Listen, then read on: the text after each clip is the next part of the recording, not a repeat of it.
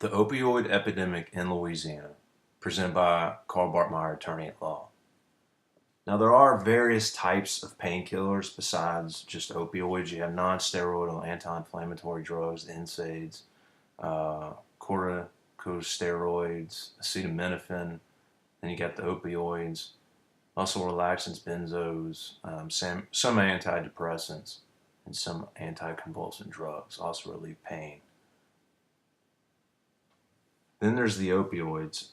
Opioids are basically broken down into the opiates, semi-synthetic, and synthetic. So the opiates, you generally just have the opium, morphine, codeine, everything is derived from that.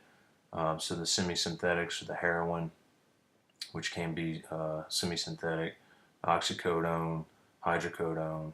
Then the synthetic is the fentanyl, which is what we see a lot of. So the common prescription opioids, as you can see here, we have codeine, fentanyl, hydrocodone, methadone, morphine, oxycodone. Those are the common ones. The opioid epidemic. Every day more than 115 people in the United States die after overdosing on opioids. In 2016, the number of overdose deaths involving opioids, including prescription opioids and illegal opioids like heroin, was 5 times higher than in 1999. The CDC estimates that the total economic burden of prescription opioid misuse alone in the U.S. is $78.5 billion a year. In 2016, there were 346 opioid-related overdose deaths in Louisiana, a rate of 7.7 deaths per 100,000 people, compared to national rate of 13.3, which is good for Louisiana. It's less than the rest of the country. But from 2012 to 2016, heroin and synthetic opioid-related overdose deaths increased from 149 from 1989 deaths. So as you can see by this chart here, the synthetic opioids, such as the fentanyl, most specifically, is what's causing most of the problems now, more so than heroin and the prescribed opioids. So how did this happen? Well, in the late 1990s, the pharmaceutical companies reassured the medical community that patients would not become addicted to prescription opioid pain relievers. So the healthcare providers, the physicians, began to prescribe them at greater rates. This subsequently led to widespread diversion and misuse of many of these medications before it became clear that these medications could indeed be highly addictive. Opioid overdose rates began to increase. So then that's when the deaths started happening as a result of the opioid overdoses, including prescription opioids, heroin, and illicitly manufactured fentanyl. So the newest problem is the fentanyl. Schedule 2 prescription opioid is what fentanyl is. It is a synthetic opioid that's 50 to 100 times more potent than heroin.